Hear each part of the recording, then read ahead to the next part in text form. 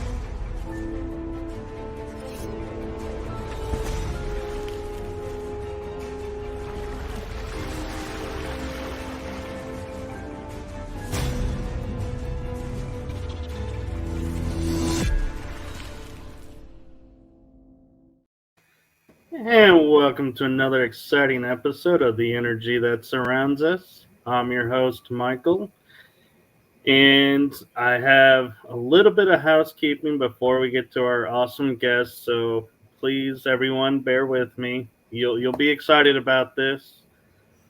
The housekeeping news that I have is that there is now a website for all of the shows, so you can reach me there.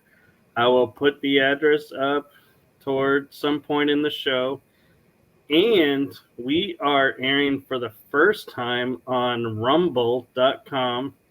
So we thank them for allowing us to air on their network. So we are always excited and appreciative of our networks.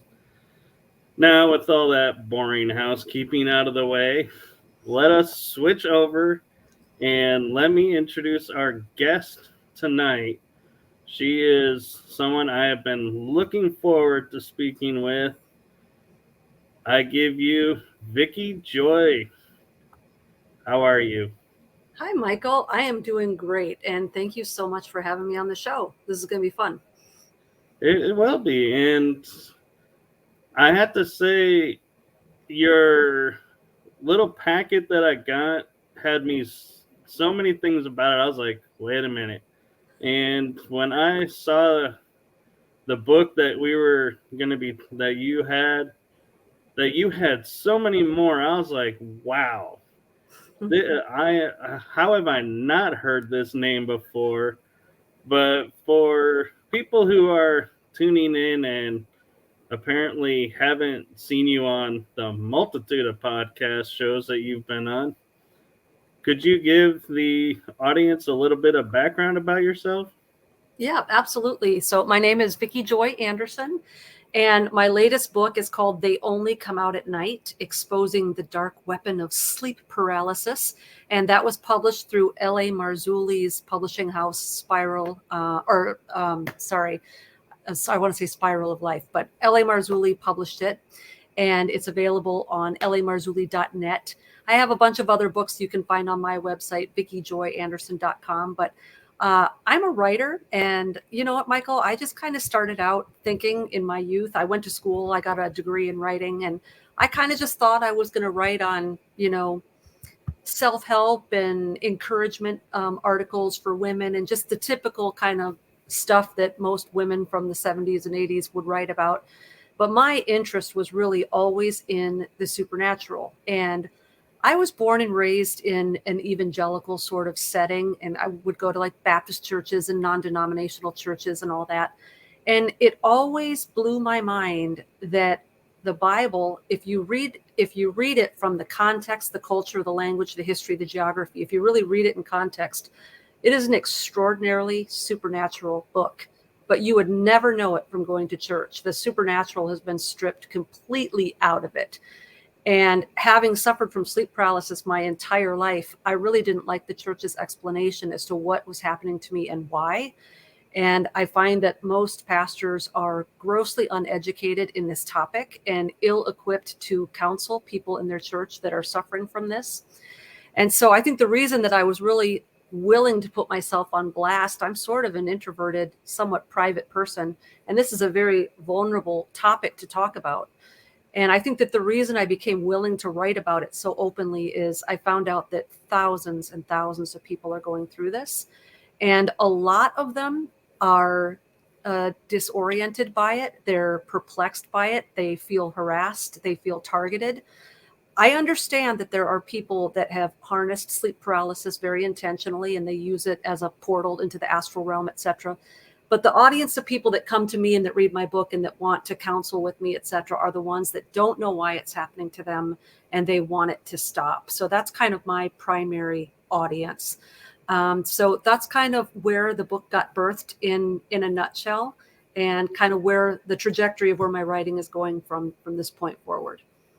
I like how you say weaponized because it is a form that is fairly unknown. And when I saw that in your packet, that was one of the things that jumped out at me. I was like, I got really excited because I was like, oh, I get to talk to someone about sleep paralysis because it's like you mentioned that to a lot of people and they're like, oh, that's just, fear of this or that is, or a bad dream. And, it's like, and I'm like, no, there's got to be something more to it. So I like how you coined the term weaponized it. And so, what is for you, how do you define someone who isn't like just scared and like hear the noise and like freezing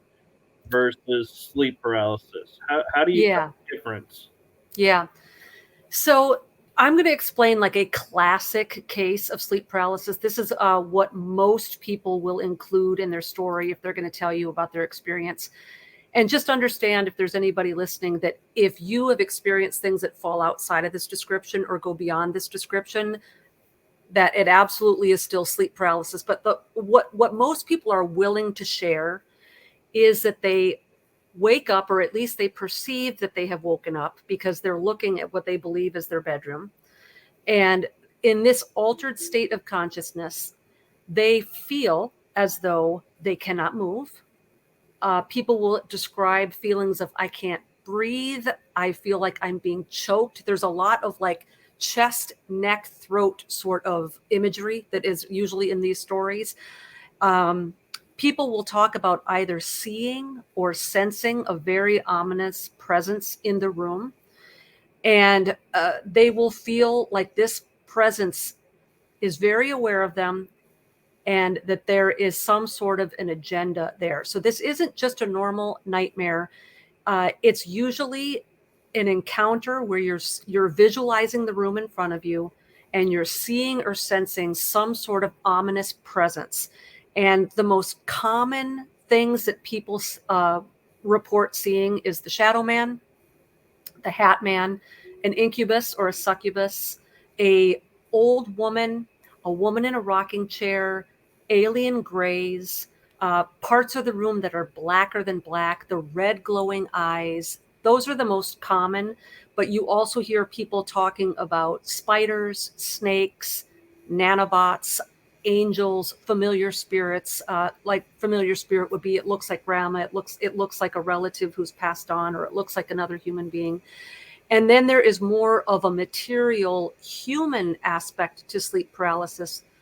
And that is more of a witchcraft or a militarized version where you are in an altered state of consciousness. You're waking up, you're perceiving that you're seeing your room, but rather than an entity or some sort of astral creature or being, you're seeing an actual person that's familiar to you in real life who's still alive. And that is typically either a remote viewing or an astral projecting of someone into your room for surveillance purposes. And that is something that people talk about more on the targeted individual military occult end of it. So I'm curious with, I appreciate you bringing up the alien part and possible abduction tie-in, because I know that's a controversial topic that a lot of people don't want to discuss. Yep. But I'm also kind of curious in that for those who are experiencing sleep paralysis through these means, what can they do to help stop it from happening again, like prevent it? Yeah. Yep. There's a lot of things. I'm going to go from the most practical, and then we'll get a little bit more into the spirituality aspects of it. Practically, just like with anything, the better we take care of ourselves, the more mentally and physically robust and healthy and prepared we're going to be. And so if we are extraordinarily jet lagged, if our circadian rhythm is out of whack, if we don't sleep well, if we don't get deep sleep and REM cycle sleep, if we are extremely stressed out, or if we have a lot of drama in our life, if we have childhood trauma, if we are not eating well, if we're just junk fooding ourselves to death, obviously the things that we do for basic mental and physical health are going to protect us, because I do find that we are more prone towards these attacks when we are out of whack, when we're exhausted, we're stressed out. If we're going through grief or trauma, the loss of a job, a stressful move, you're going through a divorce or a relationship crisis, the more we are sort of psychologically, mentally, and physiologically out of whack, the more vulnerable we're going to be. So the number one thing is always to just be taking good care of yourself physically.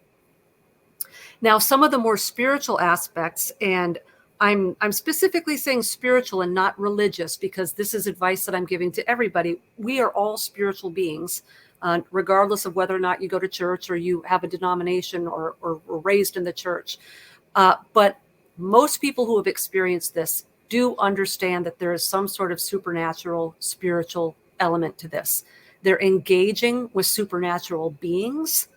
And sometimes those beings are perceived as evil, and sometimes they're perceived as being friendly. Whether or not they really are, we don't know. But the fact of the matter is, we are encountering these other dimensional beings.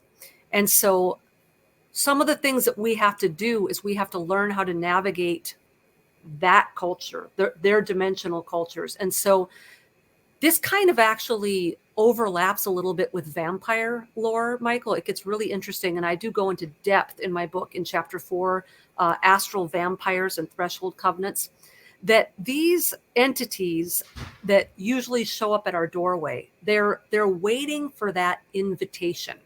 And that's the big secret that a lot of people don't understand.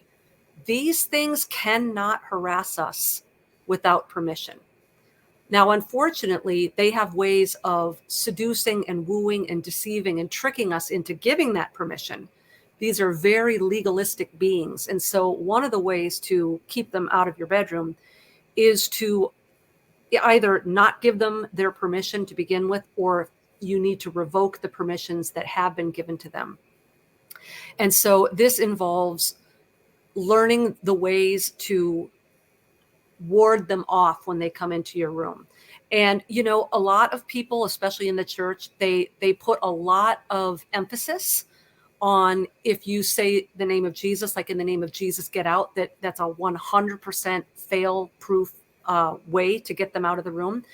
And it does work for a lot of people, Michael. It even works for people who aren't religious, but it's actually not fail-safe. It doesn't work for everyone.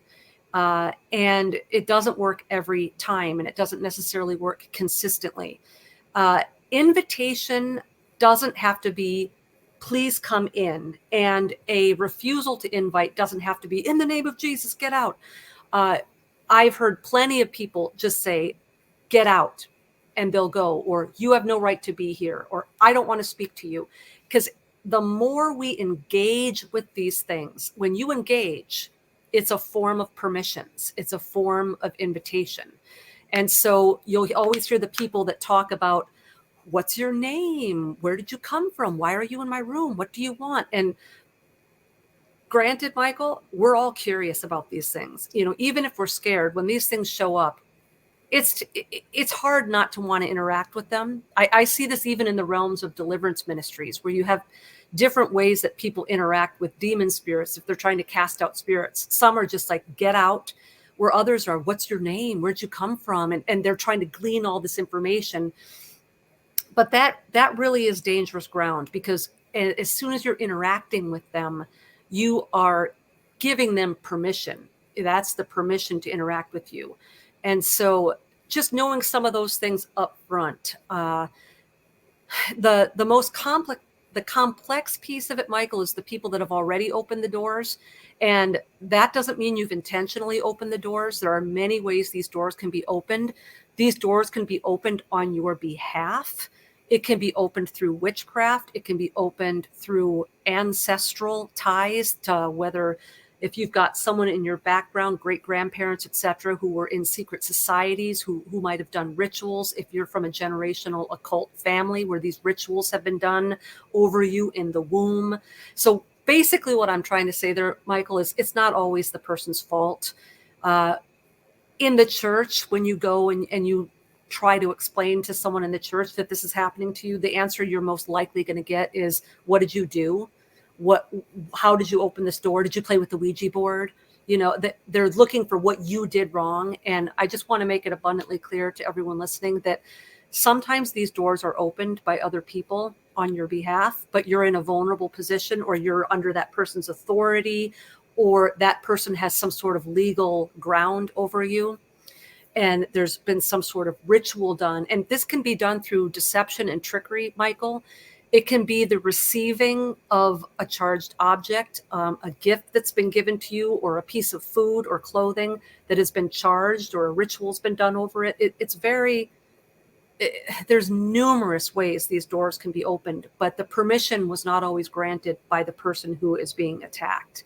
So there's sort of a lot of knowledge that does have to go into this. And as soon as you start dealing with the person who is not open-minded to the spirit realm, who is not open-minded to the fact that there might be angels or demons or a spirit realm or paranormal or supernatural, it's really hard to help those types of people or get help from those types of people, because the concept that there are people or military personnel or certain cults or religious groups or societies or actual entities in another realm harassing human beings is just too much for them to wrap their mind around. Right, and I can understand that. And one of the things that I'm finding interesting as well is, growing up, I grew up in metaphysics, not through the dogma. And one of the things that I was taught and learned was, as we're talking about, revoking permission, you can clean a space and it leaves. But what people fail to understand is, when you turn around and say, "Oh, I'm so glad that so and so has left the house now and we are free of that," you have just reopened the door for them to return. And I find that that's one of the hardest things for people. And I myself, struggle with that because it's like, how do I think that it's gone without bringing it back? It's like, because it's just the mere mention of it opens that door, and it's like, it's hard, like you were saying, for people not to say, oh, yeah, you remember that spirit I had? Well, it's gone. Well, that's a natural instinct. But then again, you just now reopen the door. Yeah. Yeah, that's such a good point, Michael. These particular entities, the ones that are assigned to the sleep paralysis victims, they are attention seeking, narcissistic little imps, right? They love attention. Whether you're scared, whether you're intrigued, whether you're angry, whether you're turned on, there's 4 or 5 basic reactions that human beings have to these things. They're intrigued, they're terrified, they're seduced, or they're angry, right? And all of these are very powerful energy drawing emotions. They in themselves, those emotions in themselves can be invitations. And a lot of times what I see when people are inflicted with sleep paralysis, there's almost this double-edged sword. On one hand, they hate it and they want to get rid of it and they're frightened of it and they don't like it in the moment. But in the waking world, it's great creepy pasta, right? You can sit around the campfire and scare your friends, and you've got the best story in the room, and everybody gets goosebumps, and they make for great stories. And then people kind of go down this slippery slope where they can feel like, well, why is this happening to me and not my friends? And then you have this sort of chosen one mentality where there must be something special about me. And then they can get you that way because of that intrigue. And I have found with a lot of people that the reason why their sleep paralysis won't ever go away is because they won't stop talking about it. And in some perverted sense, they don't want it, but they really don't want it to go away either, if that makes sense. And It's you've like got these. their claim to fame, and they're the star, and it, like you were saying, Yeah. makes them feel special. And so it's like, yeah, that's hard to give up when you go through every day, and it's like you're invincible to people. But then you mention this story, and everyone's like, all attention's on you. Yeah, yeah. It's really hard. And especially when you get into the realms of the people that have fully embraced it and they're interacting with ascended masters and spiritual guides and things like that in the astral realm. And they're getting all sorts of arcane knowledge downloaded to them. And they're getting abilities and gifts from this realm. Once you start to build an entire identity around this, like it's who you are and it's why people are coming to you for counsel, and this is where you're deriving your self-esteem and your maybe even your whole livelihood, then it becomes even more difficult to unattach yourself from it, because then you sort of have somewhat of an identity crisis, like, well, who am I if I'm not this, you know uh, sidekick to this spiritual entity who thinks that I'm so wonderful and gifted and beautiful and necessary. I've got a gift, and I've got this role I'm playing in helping mankind evolve. And it's really hard to start letting go once you're that deep down the rabbit hole. But unfortunately, and this is the part they don't advertise, this is the small print. You can go online and listen to all sorts of amazing information about how to, go into the astral realm and get knowledge and get gifts and all this. What they don't tell you is the deeper and deeper you get into that, the more and more prone to these paranormal type experiences you're getting. A lot of people, they don't advertise it. They don't tell you that at the same time that they've got all of this information from spirit guides, they're also being harassed, and they're being visited in their bedrooms, and they're having sleep paralysis, and they're having incubus and succubus experiences, and they're having oppression and depression, and things in their life are seemingly falling apart. They don't want to advertise that part. That's the small print. That's the side effects to the medication, right? And it's usually when someone gets unentrenched from the new age and they come out of it that they will start to admit, like, this and this was happening. And my spirit guide, a lot of people will talk about a spirit guide that was wonderful and beautiful, They were full of love and light. But at some point, that relationship changes, and that spirit guide will show their true colors or their true visage. And then it becomes more of a frightening experience, and the person is then caught in this realm of, there's aspects of this that I don't like and that I am afraid of, and that's hurting my mental health. But if I let it all go, I face this identity crisis, because if I was wrong about everything, and I've got all these followers that I've been leading down this path that I'm now responsible for, and if I'm not this special chosen one, then who am I? And it's a really, people don't understand when they get into it, because it's very exciting when you're first exploring it, and they don't understand that even if it takes a lot longer for some people, this is one of those things where it is always a wave that goes up. It apexes, it climaxes, and then it just goes down from there. And I always tell people that these entities will basically use you as long as you are useful to them. And that's why some people can be in this for 20 years without any negative consequences, and other people can be in it for 20 weeks and they're done. If you are useful to these entities, if you can help them accomplish their goals, if you have giftings that they need, if you can communicate messages to the public on their behalf, if you're useful to them, they will hold on to you as long as you are useful. But as soon as you cease to be useful for whatever reason, or their need for you is up, that is when you're going to start seeing the darker side of these beings of love and light. Right. And I just want to make one thing kind of clear, is we're not saying every spirit guide or every,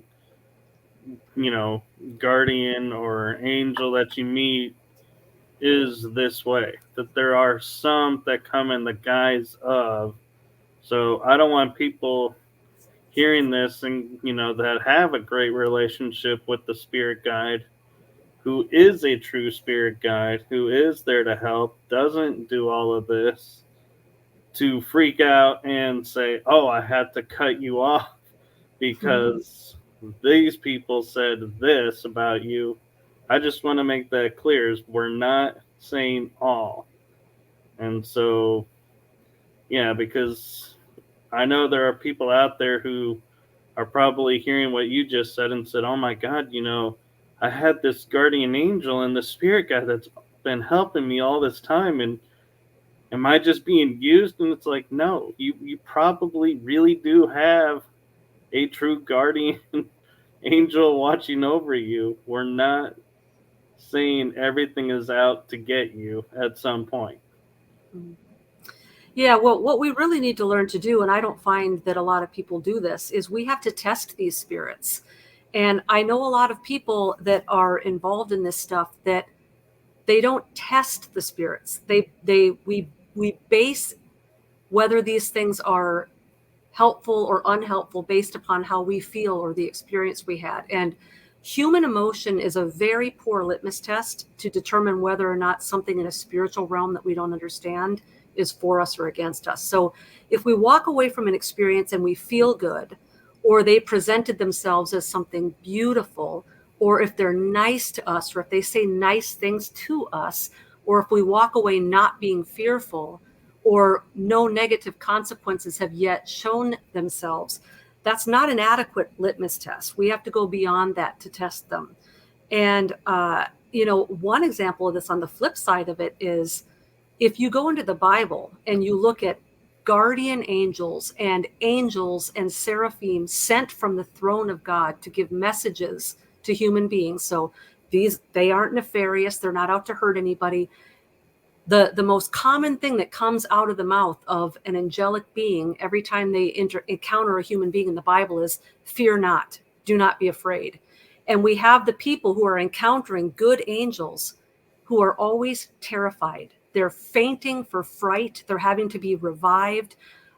John, who wrote the book of Revelation, John was known as the disciple, the beloved disciple, the disciple that Jesus loved. He was very close to Jesus. When John saw Jesus again, on the island of Patmos, he saw a vision of Jesus sitting on the throne in his glorified body. This was his friend, this someone who loved him. And it said that John fell as a dead man because he was terrified. And so just encountering a spiritual being and judging how good or trustworthy or safe they are based on how beautiful they present themselves or how kind they are to us or how we felt during that experience, it's not a good litmus test, because we know from scriptures that you can encounter a good being and be terrified.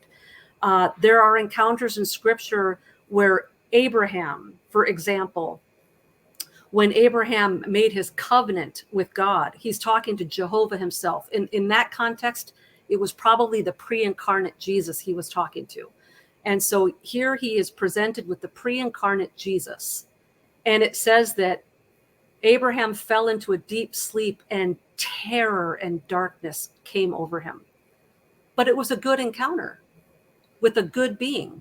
So we need more than just this person's been really nice to me and they're beautiful and I feel really good afterwards and they've given me all this information. We need stronger litmus tests to test these spirits other than just our human emotions. Right, and I totally understand that, and I agree. And I think one of the other things too is your discernment of, I've always tell people I trust my intuition and gut.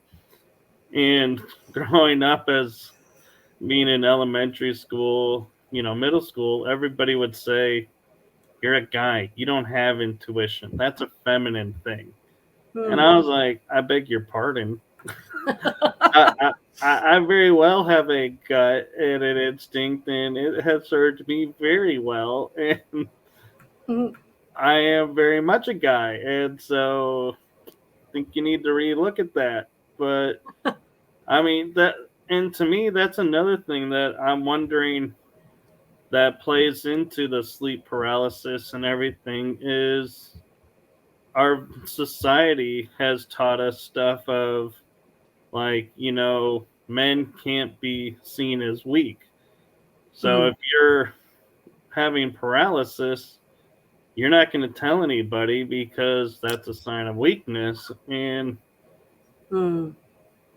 granted, nowadays that's, kind of gone to the wayside some, but I think it's still there. And so I think that's the other thing too is, people need to find outlets to talk about this, and and maybe they are experiencing sleep paralysis by other means or not, but they can't just ignore it. Yeah. Oh, great point. You made so many good points in a row right there, Michael. And I've seen that as well. There has been a hesitation for several different reasons through the last several decades that people don't want to talk about this. Now, back in like the 50s to the 70s, people didn't talk about it because if you talked openly about it, you were diagnosed as schizophrenic. You were put away. You were heavily medicated and considered mentally ill, right? And if you talk about it in the church, you're perceived as a hypocrite, or you're hiding some dirty secret, right? Or possessed. Or possessed, exactly. And I know that a lot of people don't want to talk about their full encounter, and this is changing.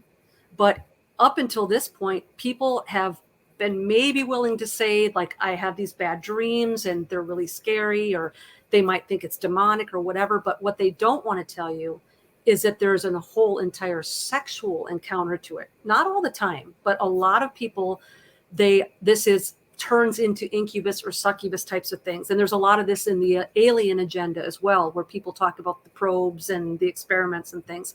And people don't really necessarily want to admit all of their experience for sake of not being believed, being discredited, being mocked or made fun of, et cetera, et cetera. But to your point as well, it's this idea of also not wanting to be perceived weak, either intellectually, physically, or spiritually. it's almost like if I admit that I'm being attacked by these things, I've got a kink in my armor somewhere, right? And I'm just going to want to encourage your listeners. You're right, Michael. Most of the people that contact me and are willing to talk and wanting help, a large majority of the people that contact me are women. But interestingly, almost every man that has contacted me and has been willing to talk about it have been ex-military. And what's interesting to me about that, and which sort of blows this theory out of the water that men who have sleep paralysis are weak because they're scared. What's really interesting to me is that some of the strongest people in our society, these people that face war, they're the ones that have the courage to come forward and say, this is happening to me. And so it actually takes a lot of courage to talk about it. It's not weak. And some of the guys, Michael, will tell me that their reaction is anger, that when these things happen, they're like, what are you doing in my room? Like that, they do respond with more anger. But everyone I've ever talked to, if they're telling me the truth, they will say it was the most terrifying experience I've ever gone through. And, it's one thing to not be afraid of anything that we face in life.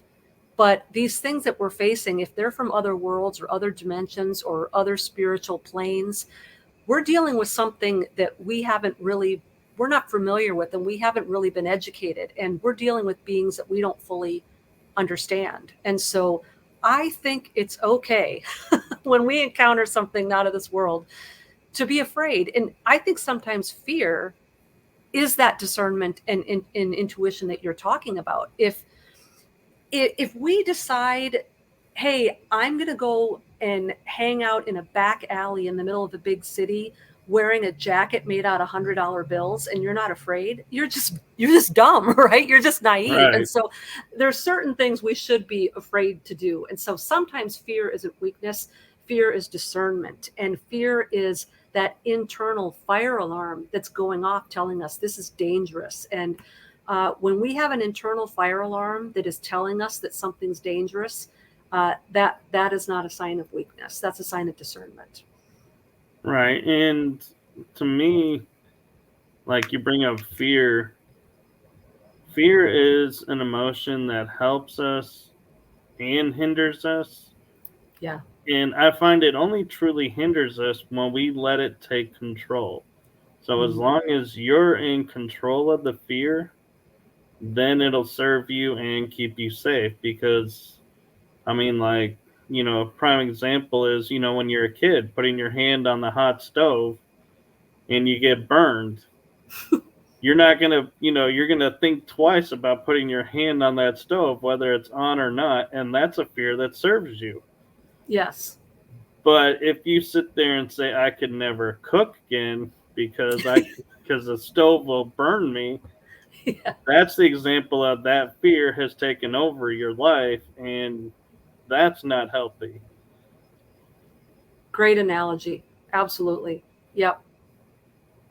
Now, when you mention the military, I wonder, as we're talking about these beings, use deception and trickery, could they be choosing the military because we're now coming to terms with, PTSD and all of those? And can a soldier be, say, had an IED go off nearby and now they can't sleep because they're petrified of that experience?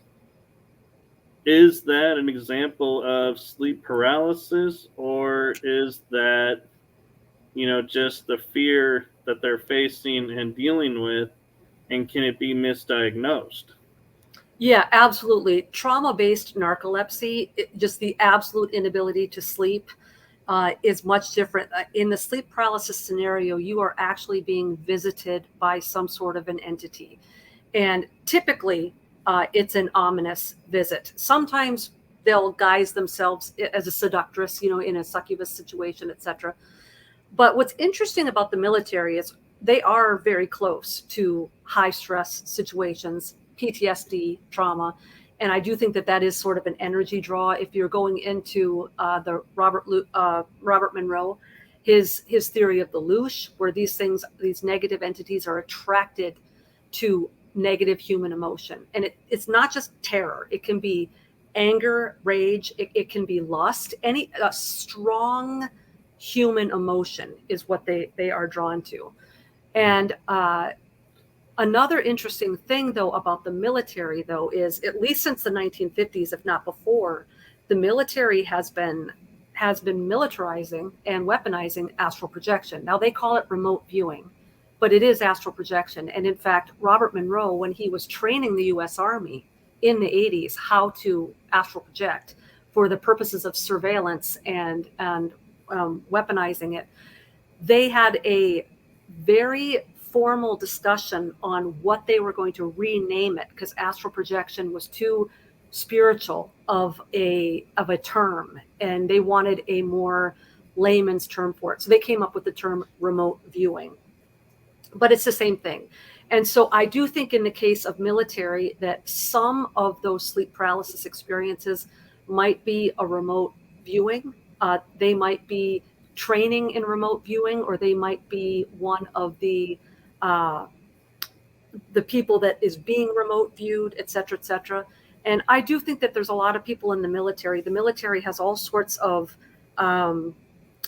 operations and tactics and things that they are experimenting, and they experiment on people in the military without their knowledge and permission. And there's like a long history of that. And so I do think in the case of people that have a lot of sleep paralysis in the military, absolutely it can be the high stress of wartime, or the PTSD of the people that have come back from the field, et cetera, et cetera.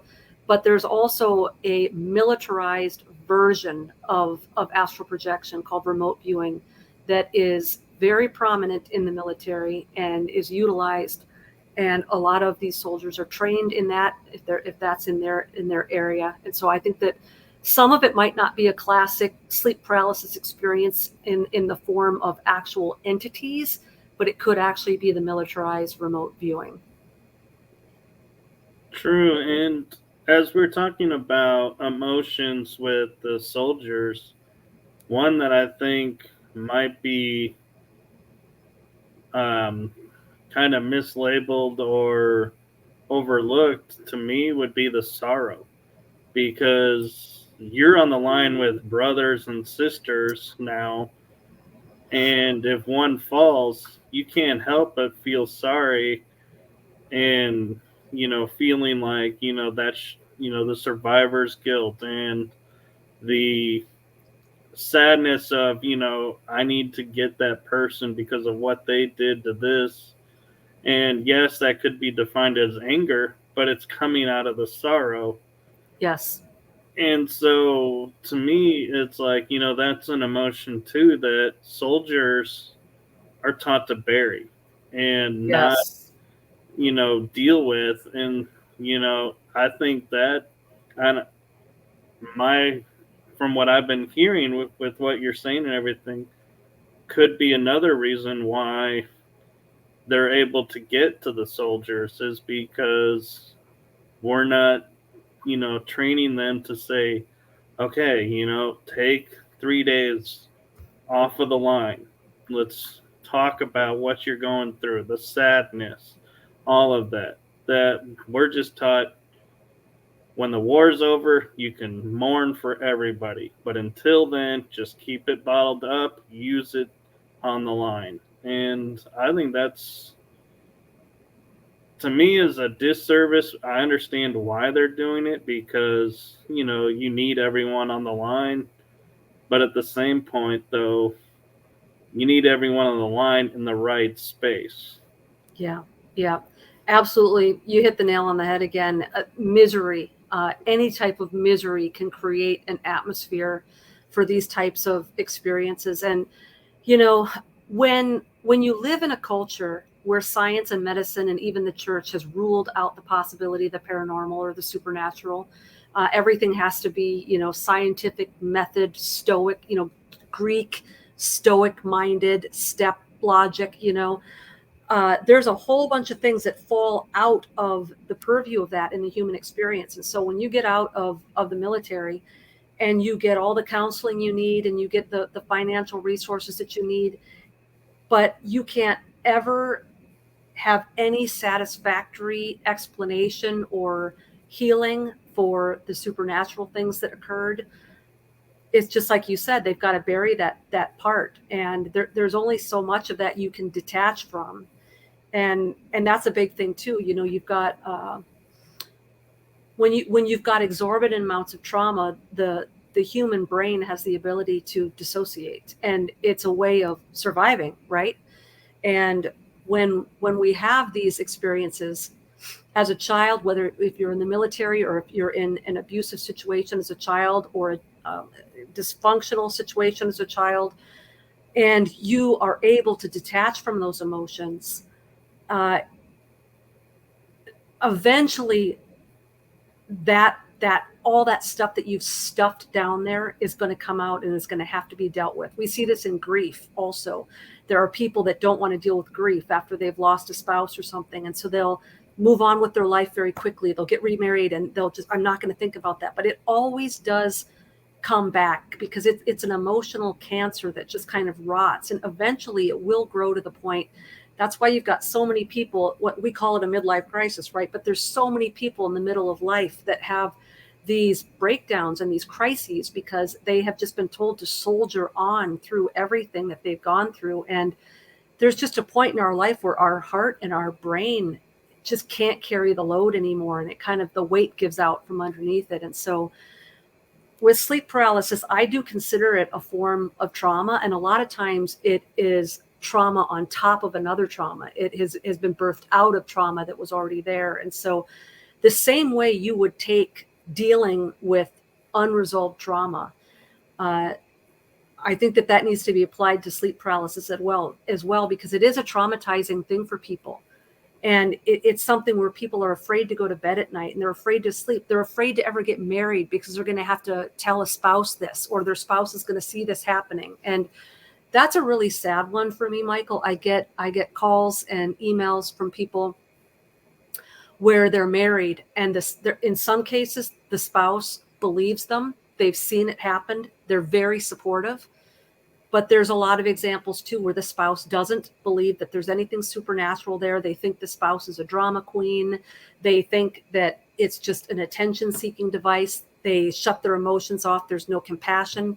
And I've even heard from people where their marriages have broken up because of it, because the experiences are so intense. And so there's a lot of stuff on the peripheral. It's not just I woke up one night and had this scary experience and went on with my life. So for some people, this can get to the point where it ruins their life. Now, I mean, we've talked about ways that you can prevent it and everything. And I'm curious for anyone who thinks, they may be suffering from sleep paralysis, whether intentional, unintentional, sleep deprivation, or, other means. Where can they go to seek help? I mean, who do they talk to or reach out to? Because, not everybody is aware enough to go, yeah, let me ask this person, hey, did you have this experience? Who did you talk to? Mm-hmm. Mm-hmm. So I didn't have many people to talk to, Michael. I remember, because this happened to me since I was like 3 years old. I finally confided in a friend in high school. I think I was like in 10th grade. And she was extremely compassionate and she believed me. But by the time she got back to school on Monday, she told me that she had talked to her mom about it. And her mom was a devout Catholic. And the mom had diagnosed me as being demon possessed, and I needed to have a priest come in and exorcise me, right? Which I did not do. And so, needless to say, I kind of realized at that point there wasn't really too many people I could tell this to. I think it's different now. I think there's more people that are aware of it. But, you can go to a doctor, but you're probably just going to get medicated, or you're going to get diagnosed as sleep apnea or something else, which might be part of the problem and it might help. But I I don't know that a sleep apnea machine is necessarily going to make the shadow person go away, right? If you go to a priest or a pastor, you're probably going to get gaslit. You're probably going to be told you've got a deep, dark, ugly, sinful secret that you've got to let go of, and that you're asking for it, and you've opened these doors. I know I'm overgeneralizing, and I know that there's pastors that do understand this, and I've talked to some of them, and they're learning, and they're on a learning curve. So I don't want to cast every doctor and every pastor in the same light. Then there's people that will go to more alternative, they'll seek mediums and things like that. But the problem with that is exactly what you brought up earlier, Michael, that when you've got someone in the house announcing there's a spirit of a child here, there's someone dead here, that it almost serves as a re-invitation. They're there sort of announcing this thing. And there's also a lot of ancient sort of mythological ideas of things that you can do that will scare demons away. And a lot of times it's actually the opposite. It's either of no value at all, it's just a wives' tale, or it actually does the opposite. It's actually more of a covenanting or an invitation. And so what I really try to convince people of is there's really nothing we can do to control the spiritual realm, right? I mean, we can't control through medicine or mythology or counseling, really. And it's kind of like what we were talking about earlier, Michael. The solution is really in us. We have the power to assess the change. So we have the ability to say, go away. I don't want to have anything to do with you. We have the power to ignore it and not continue to draw it or attract it. We have the ability within ourselves to decide, I don't want this to happen anymore, and I'm going to take matters into my hands. I just find that it's not that there's not people out there who can't be helpful, Michael, but I find that because so many people are uneducated on this, and a lot of the people that we're going to for help have never experienced it. And they might be nodding their head sympathetically as you're talking, but a lot of them are thinking in their mind that this person's crazy, or I'll bet they're on drugs, or, do you have any mental illness in your family background? Just by the questions they're asking, they're trying to get to this Occam's razor easiest solution. They don't want to really think about it in terms of the supernatural. And a lot of the people that are willing to think of it in terms of the supernatural are unwittingly going to just perpetuate the situation because it's drawing more attention to it. And so I know that's not a very satisfactory answer, because we all want to know that book or that person we can go to. But it kind of goes back to what you were saying earlier, our discernment. And a lot of times, I'll use a human example. There are so many times when I will talk to friends of mine who have gotten themselves into a bad relationship. And when they are finally willing to admit this was a really bad relationship and I need to break up, they will often at that point start telling you all the red flags they saw along the way that they ignored because they didn't want to see them, right? Right. And it's the same thing with the sleep paralysis. When you're talking earlier about discernment and intuition, here's the problem. Most of us have a spot on discernment. We do have an intuition, and hundreds of little red flags are creeping up along the way as we're delving into these things. But we ignore them because it's exciting. This is an adventure. This is cool. Whatever's drawing us to this stuff. It's getting me a lot of hits on social media. We all have our reasons why we're attracted to this stuff. And it's usually when it blows up in our face that we're then willing to admit, well, here's the 100 red flags that I had the discernment to pick up on, but ignored. And that's the problem that a lot of us have, Michael. It's not that we don't have the discernment or that we don't know that a lot of this stuff is dangerous or a lot of this stuff isn't as friendly as we think. It's that we ignore those red flags because it hasn't bit us in the butt yet. And until it bites us in the butt, it's worth kind of the risk and the adventure and the excitement of it, because we are getting something out of it to that point. Even if it's scary, even if we have some encounters where we're like, I don't know about that, it's the excitement of it. It's the draw of it. And so what I would tell a lot of people, the advice I would give and how I would answer that question now is, please listen to that intuition in your head. If you have thoughts in the back of your head, like this might not be a good idea, or, that thing my spirit guide just said actually contradicts something that they already said, but no. It must be me. I'm not getting it right. We've got to put the clues together, and we've got to, it's not a problem of I need to get discernment. Most of us already have it. The problem is that most of us are not good about heeding our own discerning counsel, right? That's why we get into these horrible relationships that are hard to get out of, and all of this, So just what I'd say is really cultivate discernment and cultivate the self-discipline that it takes to test these spirits and test these red flags, so that you can get yourself out of these situations at level 1 of the video game instead of level 20, because it's a lot harder to back out when you're 20 rooms into it than when the front door is right behind you. Right. And we're approaching the end of the hour. I don't know if you have time to go a little bit over or not. Sure. So, with that being said, one thing I'm curious about is, like you were saying, when you're rested, in a good headspace and everything, can a sign that a sleep paralysis is coming be that all of a sudden you stop sleeping so well, and it's like you have 2 or 3 nights where you're all of a sudden just random not sleeping at all?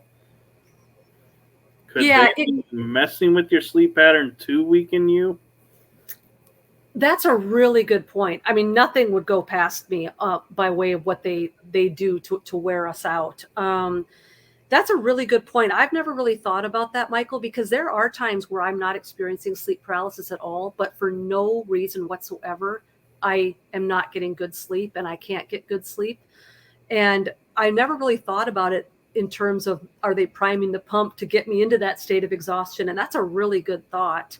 And I'm going to kind of test that theory out, because I have not really been able to fall asleep much before 3 or 4 in the morning the last few nights, and it's completely inexplicable. There's nothing stressful going on or whatever.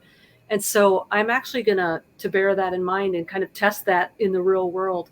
That's a really good point.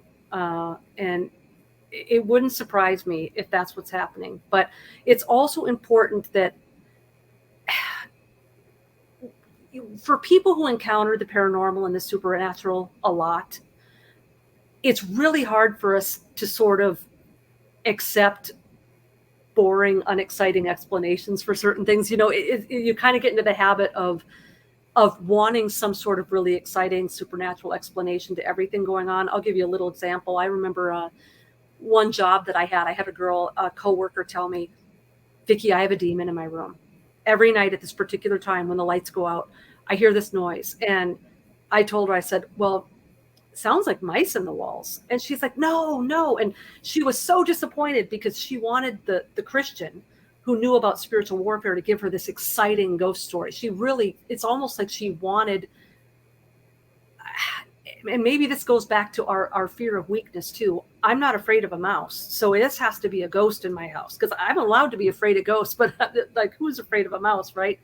So she wanted this really supernatural explanation for it. And she ended up telling me that a couple weeks later, she found mouse poop all over inside her bedroom dresser. And so it had been a mouse, right? Right. And so I think sometimes I have seen some people, Michael, and this goes back to what you were saying about just being able to clean the space and drop the subject. There are people that I know personally who have to come up with an extremely far-reaching, extremely complicated supernatural explanation for a lot of the things going on in their life. And I'm not going to psychoanalyze why that's happening, but I do find that those people tend to get more harassment, because I do think that these things to a certain degree are attention seeking. And to the degree that we can, I don't mean ignore it, like don't do anything to get healing or help, but ignoring them by way of the attention that you're giving. And I'm going to give another example. Early on, about a year ago, I was on another podcast, and it was hosted by a couple. And they were paranormal researchers, and they would go to graveyards, and they would do like investigations and things. And they told me a story. This was so fascinating to me. They told me a story that at one point they were doing an investigation in a graveyard, and something attached, some sort of spirit attached. And when they came home, they started experiencing pretty intense paranormal activity in their house. And the more it happened, the more and more they were talking about it, and the more they were saging, and they were doing all of these rituals and everything. And the more and more and more they did, the worse and worse it got. And one day this guy came up with this brilliant idea. And so he said to his spouse, he said, I think we're giving this thing so much attention, and it's thriving on the attention. I think it's actually thriving on the attention. And so they made a pact to never mention it out loud ever again, and not talk about it. And if something paranormal happened, they weren't going to look at each other. They weren't going to exchange glances. They weren't going to say like, they were going to completely ignore this thing, the same way you would ignore a child who's like begging for attention. And they said that it did take a little bit of time, like it took a week or two or something like that. But eventually, when they determined to ignore this thing, it went away and it never came back. And so I do think sometimes we can be our own worst enemies, and we can fixate on this stuff so much, which is easy to do because it is scary. But I think sometimes that is actually just encouraging the entity, because I do think that they thrive on attention. Right. And one thing that just popped in my mind was I always would use the phrase, under universal law, you have to leave. And it was like my way of saying, there's no leeway. There's, this.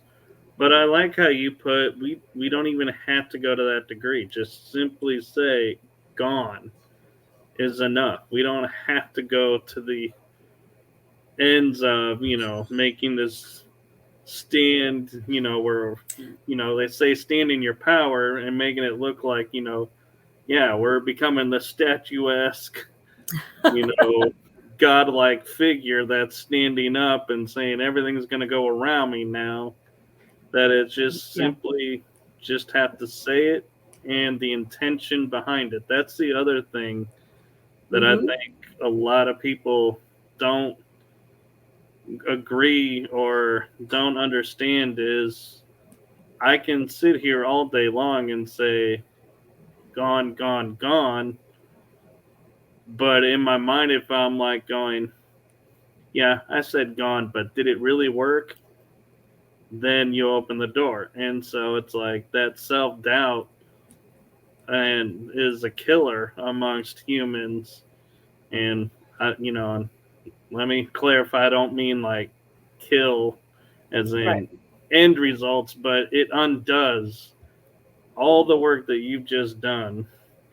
And that's the one thing that I've always tried to stress to people is if you're going to clean your space, you have to 100% be behind your cleaning the space. Just a simple 0.5% will undo it and cause it not to work. And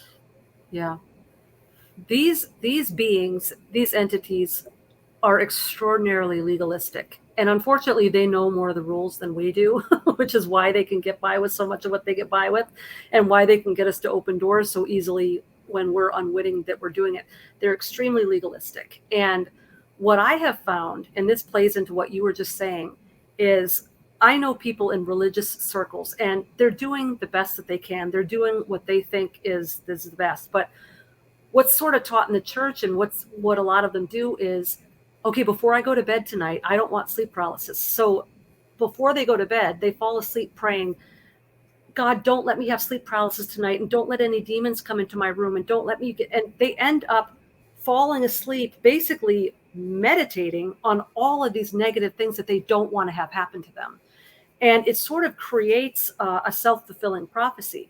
And then they turn around and say, well, this doesn't work. Prayer doesn't work.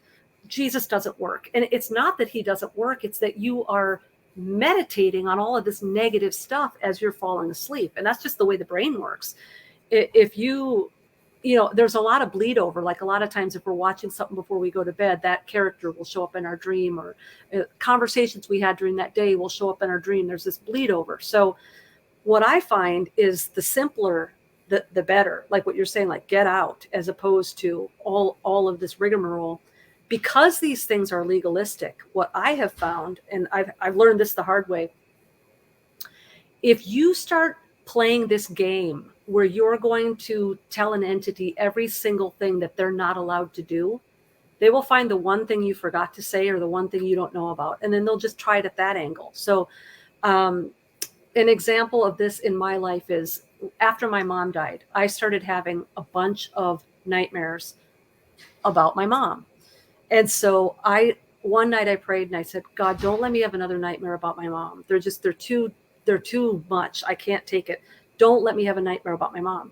So that night I did not have a nightmare about my mom, but I had a nightmare about another person in my life who had ghosted me and had hurt me very, very badly. So it was a different character that showed up in my dream, but it was the same theme. It was still a dream where it was pulling a scab off of a deep loss. So the next night I said, God, please don't let me dream about my mother or this person. And so that night I didn't dream about my mom or that person, but another loss, a rejection from my past came into my dreams. And I realized I'm not going to stay up and pray 3 hours and have to remember every single name of every person in my life who ever hurt me that could show up in a dream and trigger me.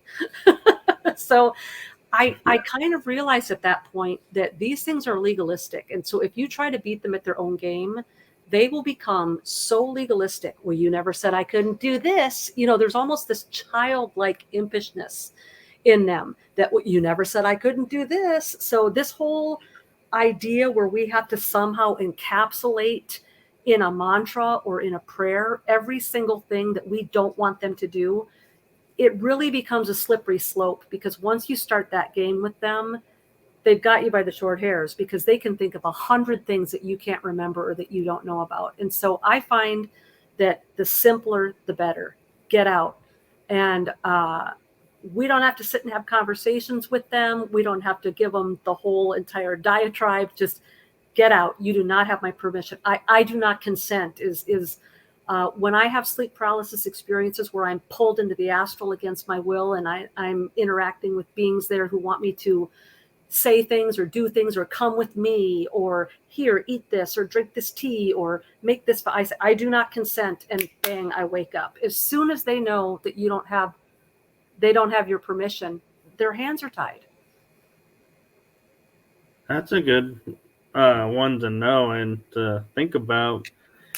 And one question I have for you that I find interesting for me personally is I have sleep apnea. Never knew I had it. And so I would be sleeping and people would be like in the morning, if I was around people, would be freaking out and going, are you okay? And I'm like, yeah, I'm totally rested. I feel great. What's going on? And they're like, you stopped breathing so many times last night. We were like really worried about you. And I was like, Ooh. And they're like, you got sleep apnea. You need to go get tested. And I was like, thought nothing. I was just like, well, maybe it was a bad night, just didn't sleep really well as I thought I did. And, then some other people would tell me the same thing. So I finally decided, yeah, I'll go get tested and find out I do have it. And I noticed I used to keep a log, and every night would be like 0.7 events per hour or 3 events per hour. And in talking with, and listening to what you're saying, I'm wondering if those events per hour are not me not breathing, but having a sleep paralysis episode and I'm not even aware of it. Like, is that possible? It's certainly possible, Michael, and maybe not every single iteration of it. And, you know, just for the record, both of us, neither of us are saying that if you have sleep apnea, you're being encountered in the astral every single time. But, Right. but what I do notice and what I have asked, and it seems weird whenever I interface with someone who has habitual sleep paralysis, I will ask them a series of questions that has to do with their breathing. And I will ask them, like, do you have sleep apnea? Do you have any sort of sleeping disorder or narcolepsy? Do you have problems breathing out of your nose? Are you a mouth breather? And things like that. And to this point, Michael, everyone that I have asked, with the exception of one person, every single person who I have talked to who's had lifelong sleep paralysis has some sort of diagnosed issue with breathing. Not necessarily a sleep disorder, but there is a breathing issue. In my case, because of all the reconstructive surgery I had growing up, I never really breathed out of my nose very much because it felt very panicky to me.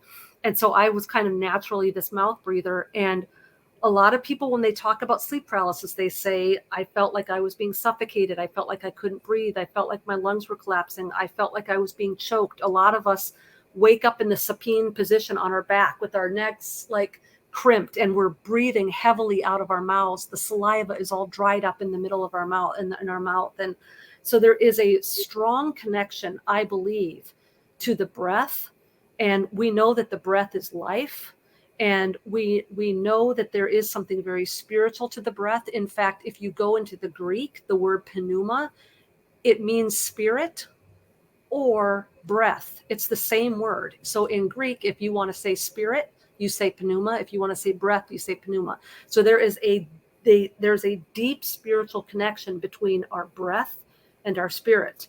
And so when we're being attacked, our breathing is being affected by that. And so I absolutely believe that these entities are also very good at hiding behind medical diagnoses. In other words, they ride the tails of, or they mimic symptoms of other diseases, so that when you go to a doctor and say, I have this, and this, they will easily diagnose you as, well, you're schizophrenic, or you have epilepsy, or you have sleep apnea, because it's all of the same symptoms.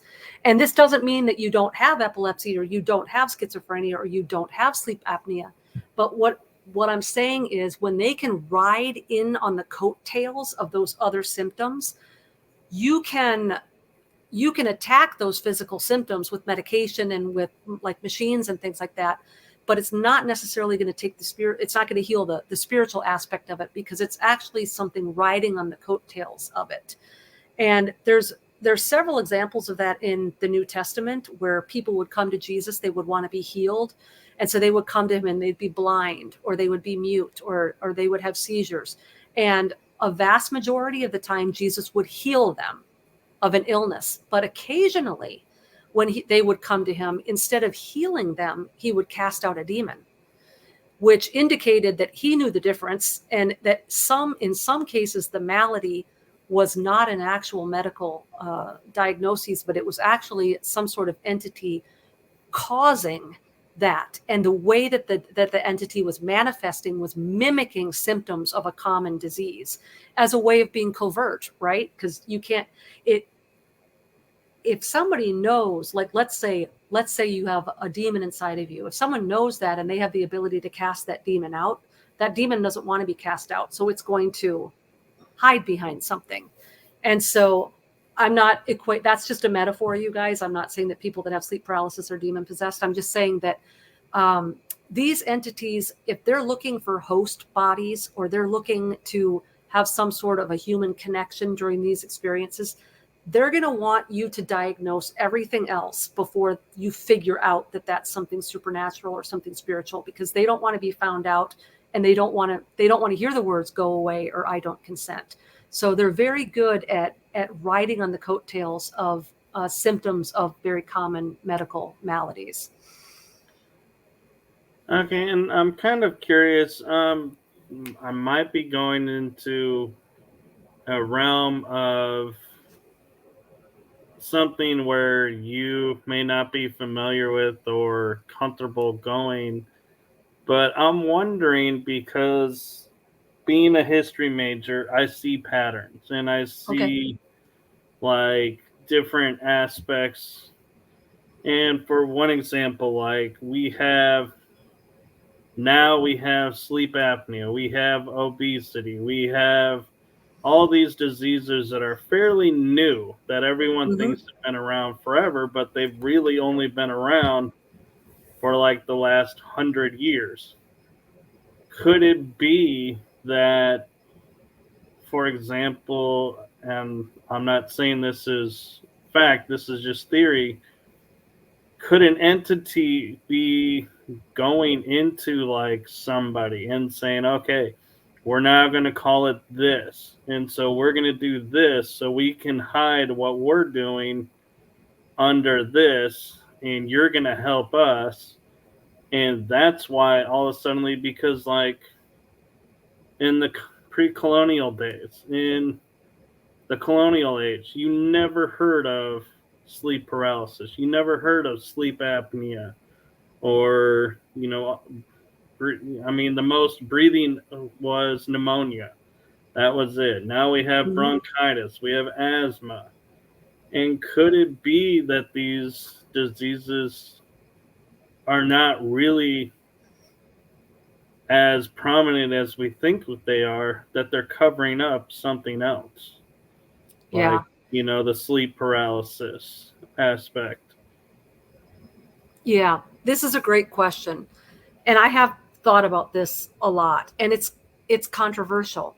And I want to say this in a way where I'm not triggering people, because my intent here isn't to be controversial or divisive at all. But this is a good question, and it's one we have to answer, because way back in antiquity, physical ailments and spiritual ailments weren't considered two different schools of thought. Uh, in ancient times, the healing facilities were temples and the physicians were high priests. And this was on the Christian end of things and the non-Christian end of things. You had the temple in the Old Testament where you'd go to the high priest if you had leprosy, and the high priest is one that would cleanse people. But you also had the Asclepions, and you had the people going into these healing temples. And Galen, the super surgeon of the 2nd century, he was a super surgeon, but he basically facilitated astral projection into dreaming a cure. You would be sedated and you would dream a cure. And so the medical world and the spiritual world were always connected. And it's only in our generation that we think that they need to be separated. So before we really delve into this too deeply, I want everyone to understand that when we talk about demon possession, if you say demon possession, everybody thinks The Exorcist, right? They think of horror movies, and they think of people screaming swear words at priests and spitting up pea soup and all of this stuff, right? When we talk about some of these mental illnesses, or these illnesses that you're talking about, are these entities masking behind these physical ailments? We're not talking about demon possession in the same sense that a demon is completely taken over your body, and you'll if you see a cross and all this stuff. We're talking about what there's a difference between being demon possessed and being demonized. Okay, so in the realms of deliverance ministry, people that go and actually deliver people from demonic oppression, you can be demonically oppressed or demonized, and it doesn't mean that there's a demon living in you and you're a host body and it's feeding what you should say and you're just a puppet and this and that. So demonization, I actually think that it's possible to be demonized or demon oppressed and not know it. And the reason you cannot know it is because we have so many practical, logical labels and explanations for these things now. And because we've taken the supernatural out of science, we've taken the supernatural out of medicine, and we've taken the supernatural out of the church, it's just not on anybody's list to check off as to, could this be something spiritual? And so to your point, and I know this is a controversial statement, and I'm not saying it with authority, But I have speculated, Michael, if this getting way out of hand DSM-5 manual, the mental illness Bible, where every year just it has to constantly be revised because more and more and more and more mental illnesses are being, invented or discovered. I am just wondering if we have so many people out there that are potentially have attachments or open doors, or they're being oppressed or harassed or targeted, whether through the occult, through the military, through the spirit realm. And they're manifesting all of these symptoms that look like mental illness. I mean, 75 years ago, if you had sleep paralysis, you would be schizophrenic. But you're not. Like, I've had sleep paralysis my whole life. I'm not schizophrenic. I would pass any mental illness test you gave me. I'm completely of sound mind, other than the fact that I have these experiences. And so I do think that there is a point where I'm not saying it's a cover up. It's a conspiracy. But what I'm saying is I think that because we're not allowed to consider the supernatural anymore, that when more and more patients come in spiritually oppressed, and it's manifesting in hearing voices or not being able to sleep or having seizures that are related to third eye awakenings or kundalini awakenings, that because we can't explain it spiritually, we have to somehow explain it, but we can't really explain it physically because it's not really medical. And so now we have this whole entire booming multi-billion-dollar mental illness industry, replete with its own Bible, filled with all of these ever increasing labels of mental illnesses that you have. And I just really don't think that there's thousands of mental illnesses out there. And I think that in some cases there could be one explanation to a lot of these things. And kind of like what we were talking about earlier about clearing the space and taking good care of your body and eliminating stress and negativity in your life. And we know just from it, if you're a negative, angry person, or if you ruminate all the time on negative things, that kind of takes over your mind and your personality. And it can have a physical effect. I mean, people that are scared to death all the time of being sick often get sick. And there is sort of this self-fulfilling prophecy and this nocebo effect that can happen. I think that a lot of this can be nocebo effect, where if you're sitting and ruminating all day long on your anxieties and your hurts and your fears, that is going to manifest mentally and physically. And it's not necessarily that you're mentally ill, it's that you're ruminating on all of this negativity, and it becomes a nocebo effect. It becomes a self-fulfilling prophecy. And so I do think that there is something to what you're speculating there, Michael, and that it's not that people can't, it's not that everyone with sleep apnea is getting a visitation every night. It's not that everyone with a seizure is having a kundalini awakening. But what I'm saying is that a lot of people, we don't live in a culture where we're ever educated to even ask the question, could there be something supernatural behind my issue? Because another thing that I'm seeing in a lot of people that have had sleep paralysis their whole life is a lot of us have autoimmune issues as well. But that could just be that a lot of people with autoimmune also had a lot of childhood trauma. And it could just be that autoimmune disease is a physical manifestation of unresolved trauma, and the sleep paralysis is a spiritual or a mental consequence of that. So it's not necessarily that sleep paralysis causes autoimmune disease so much as the root of it might more be unresolved or even unremembered trauma. Right. And one of the reasons why I asked that question is because the way my metaphysical brain works is like, you take an inhaler for asthma. You take, and it's something you're always with, but then the inhaler doesn't work.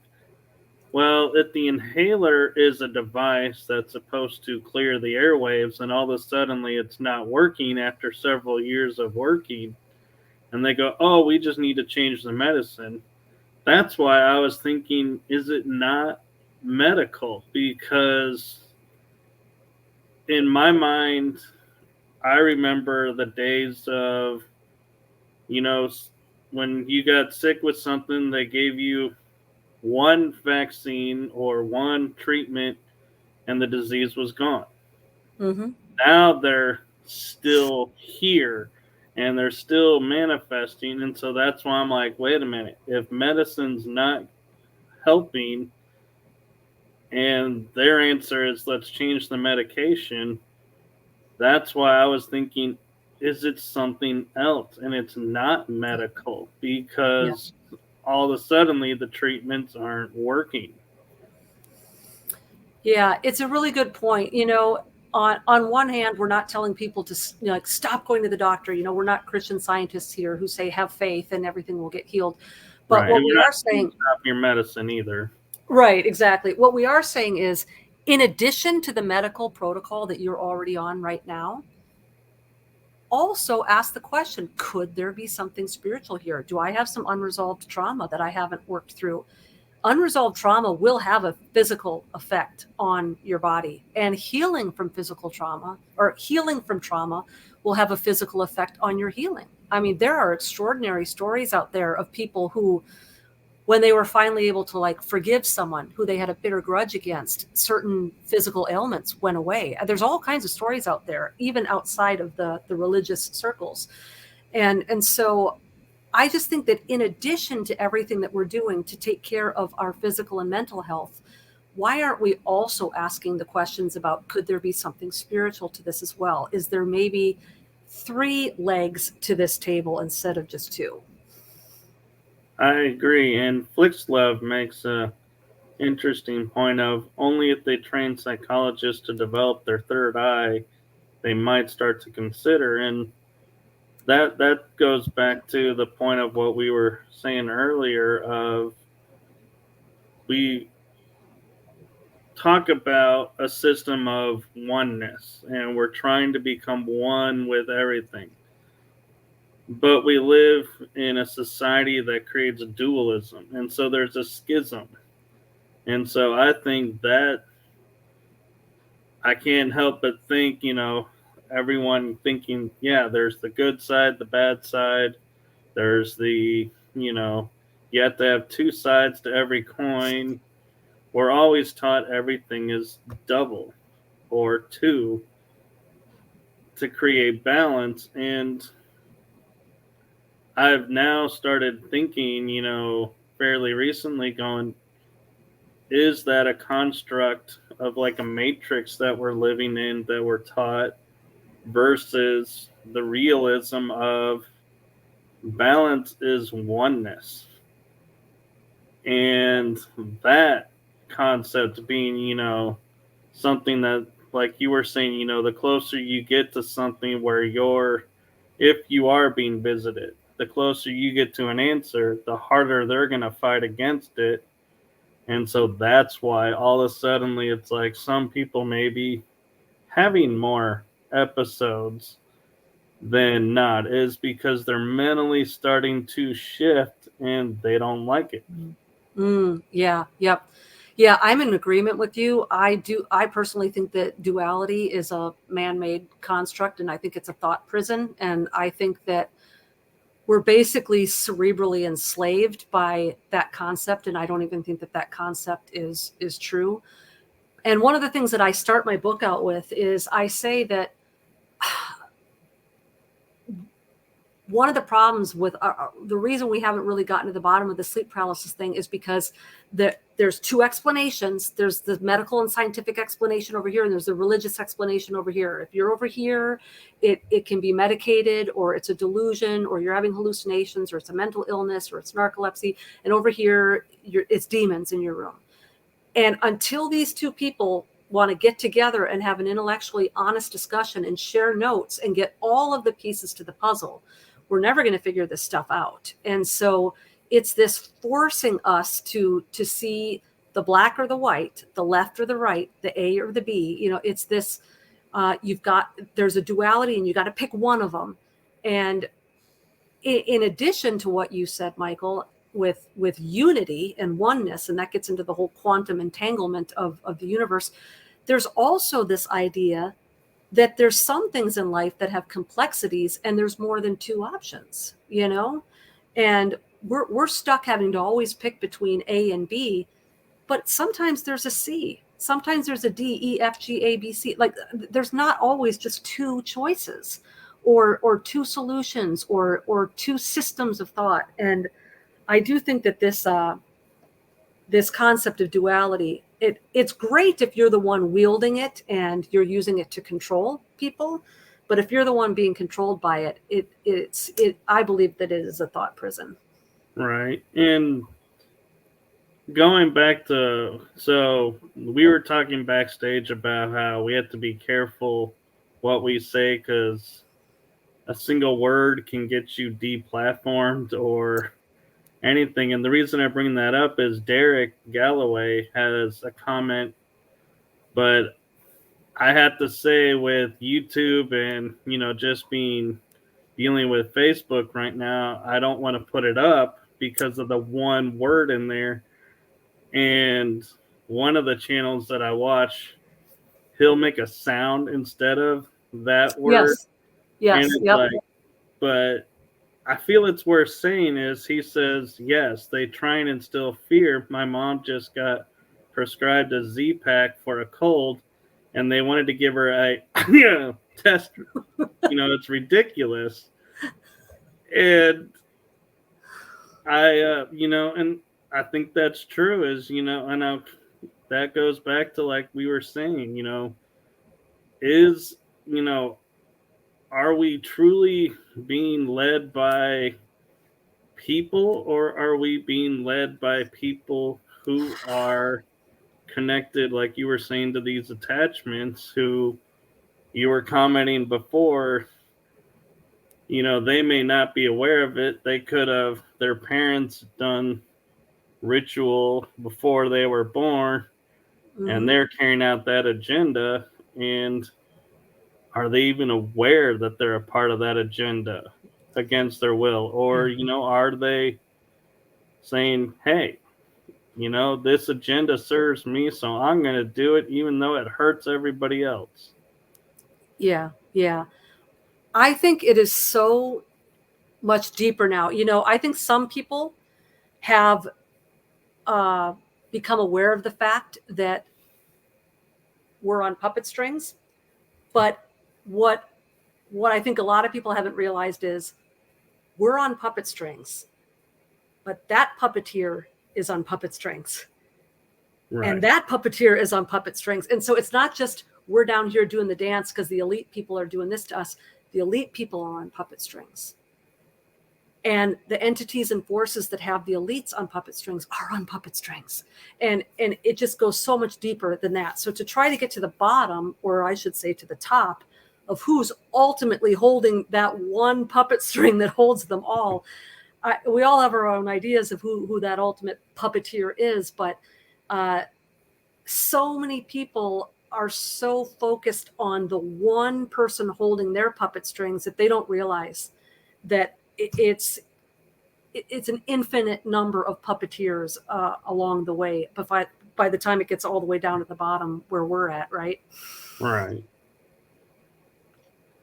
Well, I just, I've been enjoying this and everything, and I just realized we are an hour and 34 minutes almost. And so I want to thank you for coming on and thank everyone in the chat room and those who watched. And I have so enjoyed talking with you. And you were right. It was a fun episode, in my opinion. And we hit so many things, and I feel like there's more. So if you ever want back on the show, I'll be happy to have you back on. Would love that, Michael. Thanks so much for having me on. I really appreciate it. Yeah, and Flick says he loves your name, Vicki Joy. Thank you. Thank you. I always tell people I had to work so hard for that joy in my life that when I finally got it, I'm using that name. I earned it. Well earned, too. Thanks. So we are going to sign out now and say good. And I usually come up with a clever way to say goodnight, but tonight, with everything we've been talking about, I'm just going to simply say blessings to everyone and have a wonderful day, afternoon, night, and peaceful dreams, everyone. Good night, everyone. You have just listened to the energy that surrounds us with your host, Michael Kopf. Be sure to tune in next week for our next episode.